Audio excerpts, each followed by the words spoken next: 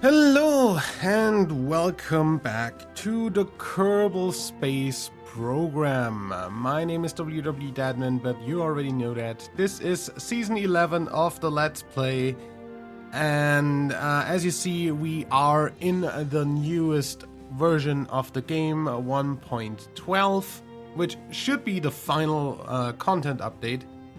And yeah, unfortunately, the entirety of the live commentary I did for this is completely fucked. It sounds like this. Hello and welcome to season 11.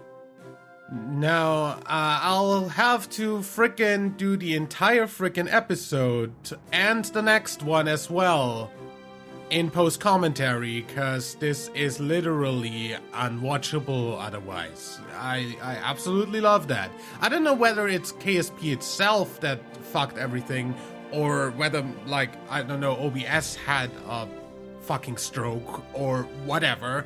Either way, yeah, this is going to be an entire post-commentary thing for the next foreseeable future.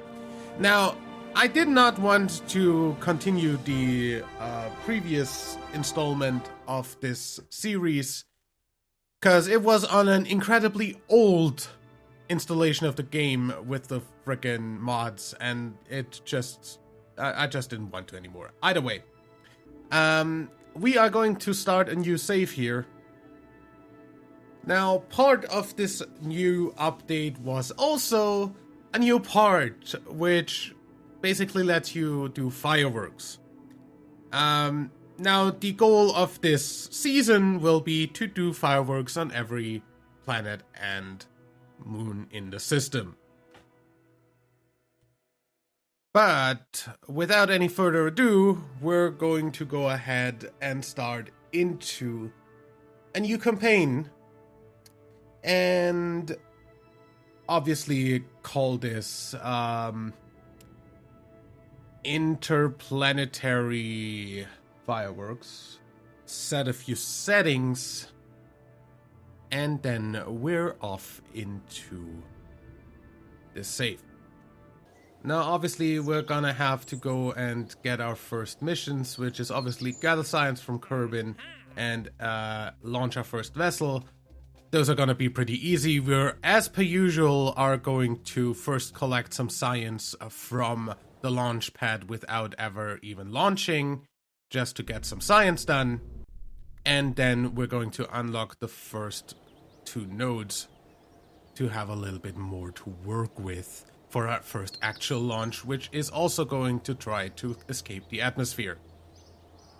We're gonna start with a capsule and 2 mystery goose on that. Also, obviously, don't forget the parachute. Then we don't currently have any sort of heat shield or anything, so we're just gonna go ahead and put a decoupler under that. And then build up a nice little rocket. And put like a hammer booster on the bottom, because that actually works. Now, this one is obviously, unlike the last installment of the series, not a fully reusable space program, so we're not going to have to care about landing any of these parts. So just slap some fins on for hopefully stability reasons, and then let's get our first launch done. And in 3, 2, 1, launch.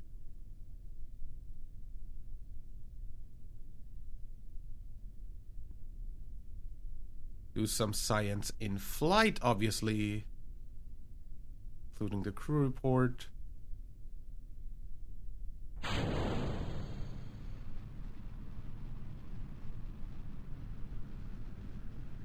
And then we fly all the way up to the first separation, and then off into space.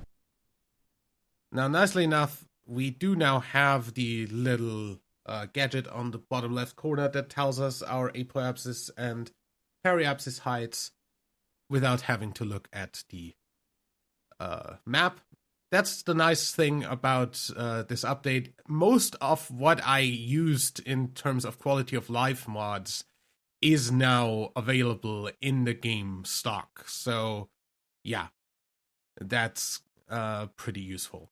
We're gonna do some high altitude science here for a bit, and then we are gonna go ahead and enter space for the first time, which means we escape the atmosphere. We get some more science up here, and then basically just use the rest of our fuel to slow down a little bit on re-entry, so we don't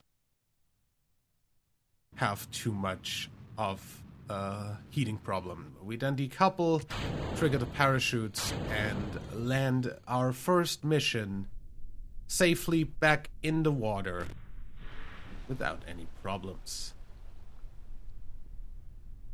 Obviously, we get the science from that landing spot in the ocean, and then recover the vessel. And with all of this collected science and money from the contracts, we first of all go ahead and unlock the next few things here. For instance, this with the parachutes and the heat shields. And then we need some bigger boosters, bigger tanks, and a bigger engine, and the aerodynamic parts and some side decouplers. Now in this node, we have the two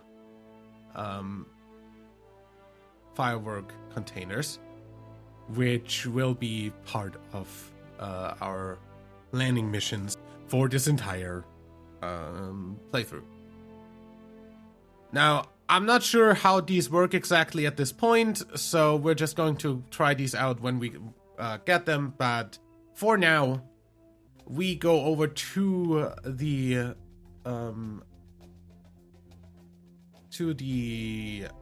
command center and pick up the orbit Kerbal thing, as well as a test of the hammer booster on the launch site. Which is easy because we literally just need to start with the booster. And that's literally what we do all the time. So, for the second mission, we go ahead and start a new little thing here with new tanks. Put a little swivel engine here. Put some more tanks under that and another swivel here. And put some radial boosters. Now this is obviously too much weight, so we get a little bit of the solid fuel out, and then add some fins, obviously for stability reasons. This should be fine. We get some nose cones on top of the boosters for aerodynamic reasons. And since we do now have a heat shield, we also use the heat shield. Because when we come back, we don't want to burn up in the atmosphere. We also only take two thermometers, because we mostly have already done the thermometer science that we could get on the way up. Actually, we only take one thermometer, because probably the easiest way. We also move some stuff a little bit further into the capsule so it doesn't stick out too much on the entry. And then after a nice paint job of the capsule, we put on some drogue chutes for security reasons, and that would be our ship for this first attempt at an orbit. And in 3, 2, 1, go. Now that obviously fulfills the contract for the hammer test.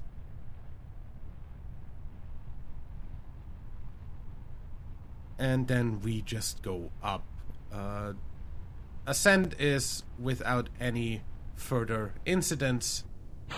We lose the main booster stage at about 30 kilometers. Boost ourselves into a suborbital trajectory. take some science on the way up, and then try to burn for an orbit and run out of fuel about halfway through. So we just decouple and fall back into the atmosphere, cause at least we're still gonna get some science done this way. And we can test the re-entry capabilities of this setup. Now, obviously, with the new extra drogue chutes and everything, we splash down without a problem. And we take some science again on the water and then go back. And unlock the node that not only has the fireworks, but also the Terrier engine, which is obviously the most efficient vacuum engine we can get at this point.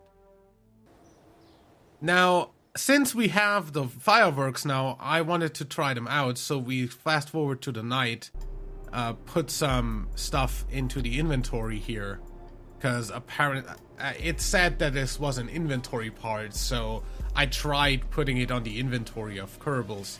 Now, as you see, Kerbal inventory system is basically stock, so that's nice. We can also use them as normal parts though, so yeah, we get some runway science while we also try out the fireworks. Now, we can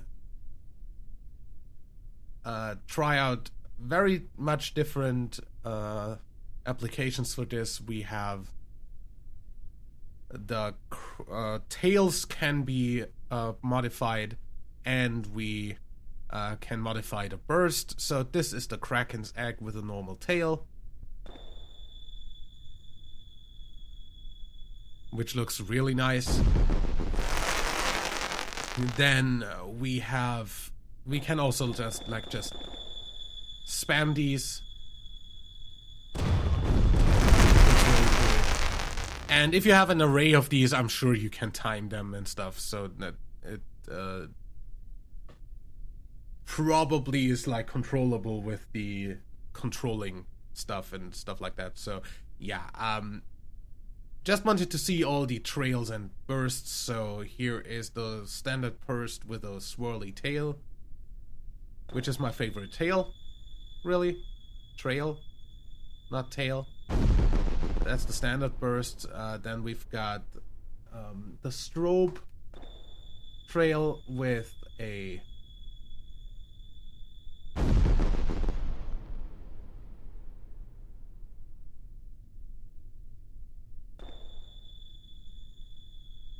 you can just look at these. You can read them on your screen, probably. I can't read them because they're on the preview of my editing program, because the rings really look cool as well. But yeah, they're on the preview of my editing program, because I need to post-commentate these first two episodes completely, because for some reason the audio fucked up on my microphone. I don't know.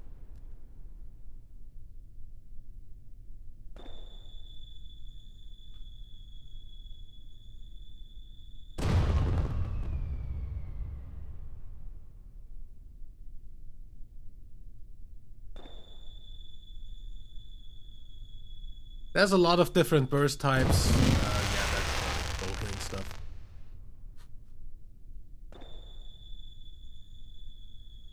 And that's the last one we hadn't seen yet. Also, they actually added the sound effects pretty much exactly like real fireworks sound. It's nice. Either way, so this is the capabilities of the firework, and if we like put an array of that like on a like ground anchor, which is also a thing that now exists, then I'm sure we can make that a very nice show on every single one of the planets. We're obviously going to try out the whole building up an array of that on Kerbin as well, as soon as we have the necessary parts. But for now, we just take some more science and then recover the vessel. So with that collected, we go ahead and end the episode for here, because I had been recording for about an hour, and therefore I will see you in the next episode with the launch of an actual orbit capable vehicle, and I hope after that I don't need to post frickin' narrate everything anymore, cause I would be really upset if KSP just suddenly decided to fuck up my microphone whenever I started. Either way, I will see you in the next one. Till then, leave a like if you enjoyed, subscribe for more, and until next time, I'm WW Dadman. Bye.